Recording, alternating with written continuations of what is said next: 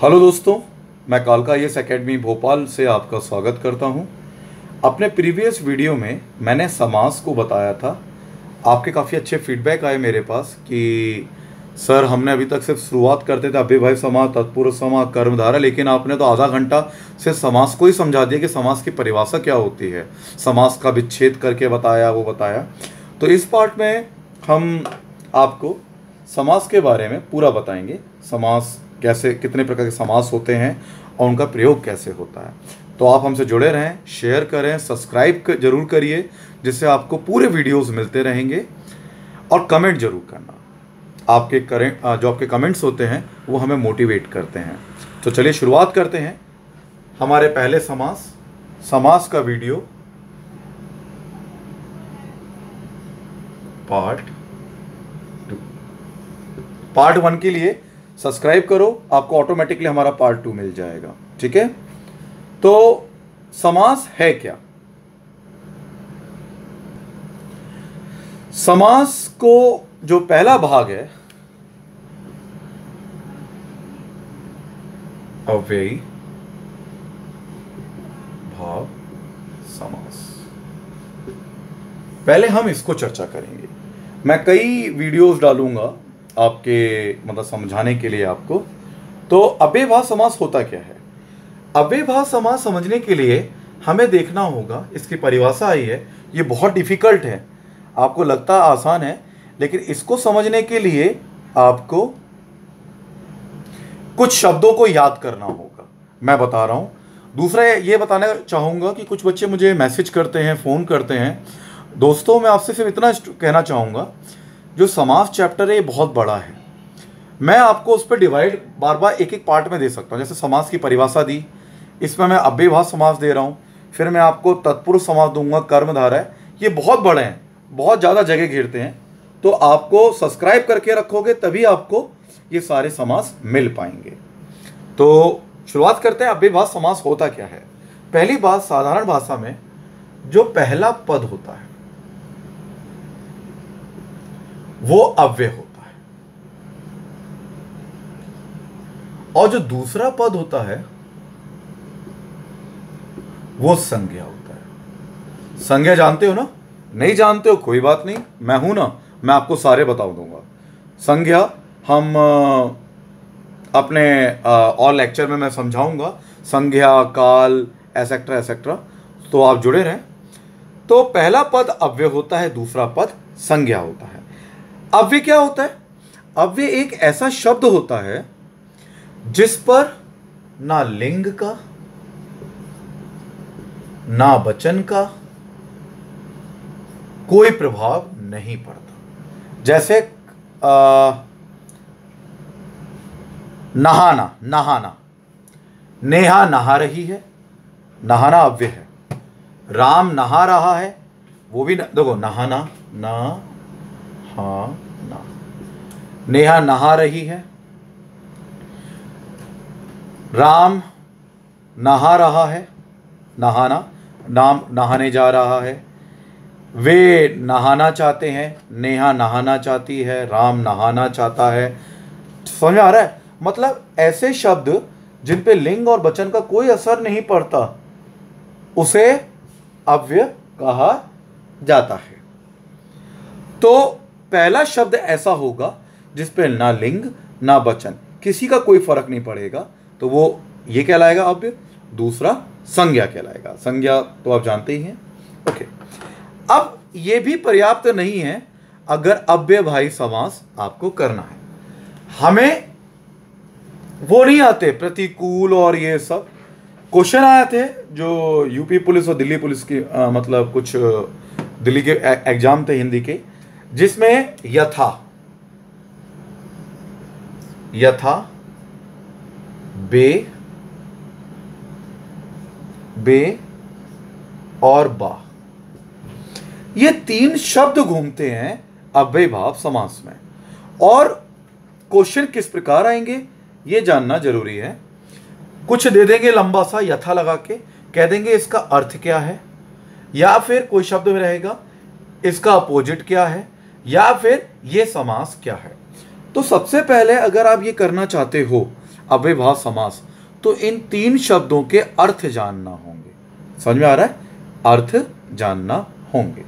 जैसे यथा का मतलब होता है अनुसार, लिख लो क्या होता है? अनुसार। बे का मतलब होता है बिना। मैं बहुत डीप चीज बता रहा हूं, आप ढंग से समझा। और बा का मतलब होता है साथ। तो ये 3 चीजें होती हैं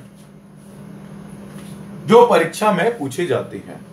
स्टूडेंट्स, मैं थोड़ा सा 2 मिनट, मैं 5 सेकंड के लिए होल्ड कर रहा हूं, थोड़ा पानी पी लूं।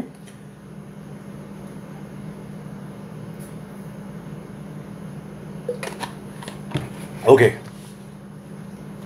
तो आगे बढ़ते हैं। यार देखो, मैं तुम्हारे दूर नहीं, मैं तुम्हारे पास हूं, तुम्हारे सामने हूं। तो मेरी समस्या तुम्हारी समस्या है और तुम्हारी समस्या मेरी समस्या है। प्यास लगी तो पानी तो पीना पड़ेगा, तुम्हें तो रुकना ही पड़ेगा। ओके, तो यथा का मतलब हुआ अनुसार, बे का मतलब हुआ बिना, बा का मतलब हुआ साथ। ठीक है, तो ये रट लो। अब इससे शब्द आते हैं बन के। जैसे बेशर्म, पहले यथा का देखते हैं। लिख लिए, नोट कर लिया आपने? यथा का मतलब होता है अनुसार, बे का मतलब होता है बिना, बा का मतलब होता है साथ। चलिए, तो किस प्रकार एग्जाम में क्वेश्चन आते हैं हम वो करते हैं। अब आया यथा रुचि। यथा रुचि, यथा का मतलब मैंने क्या बताया था आपको? अनुसार, हाँ या ना? तो इसका उन्होंने वो पूछ लेंगे, पहले तो ये लिखा आएगा ये कौन सा समास है, दूसरा पूछ लेंगे इस शब्द का अर्थ क्या है। तो यथा रुचि का कैसे लिखोगे? रुचि के अनुसार। रुचि के अनुसार, रुचि के अनुसार। तो एक हो गया ये।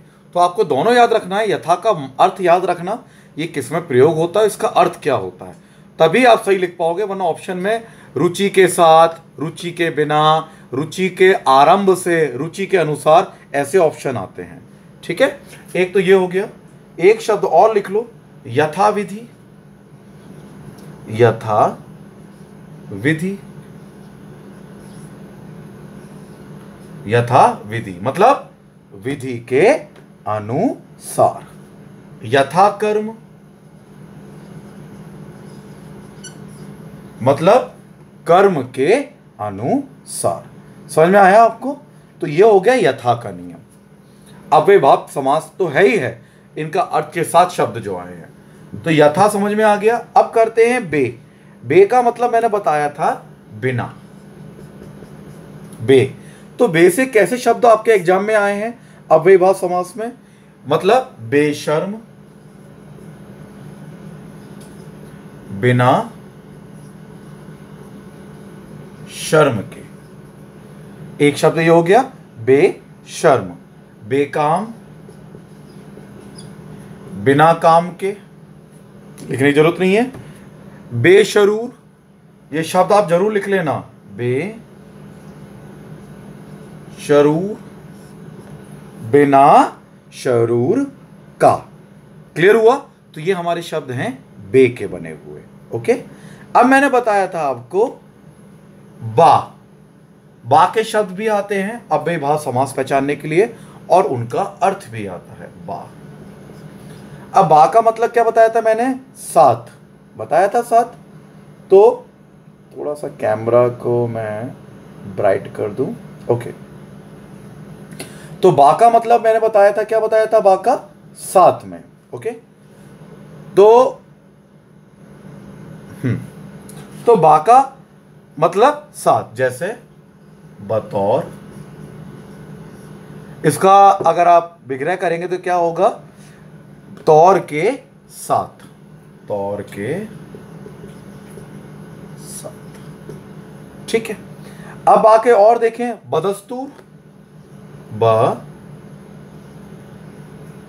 दस्तूर मतलब दस्तूर के, इसका मतलब तो साथ है, दस्तूर के साथ। ठीक है, और देखो बाकलम, एक और उदाहरण लिख लो, बा कलम, यानी कलम के साथ। तो आपको ये 3 शब्द बताए, वैसे तो बहुत सारे लूसेंट में मिल जाएंगे तो पढ़ा, प्रति, है ना, भरपेट, हर दिन, अनुकूल, प्रतिकूल, लेकिन अब वो जमाना चला गया। अब थोड़ा हिंदी को अपडेट कर दिया गया है, डीप कर दिया गया है, तो इन शब्दों के भी अर्थ मालूम होंगे तब आप उनका प्रयोग करोगे अव्ययीभाव समास को छांटने के लिए। मैं इनको मिटा देता हूं।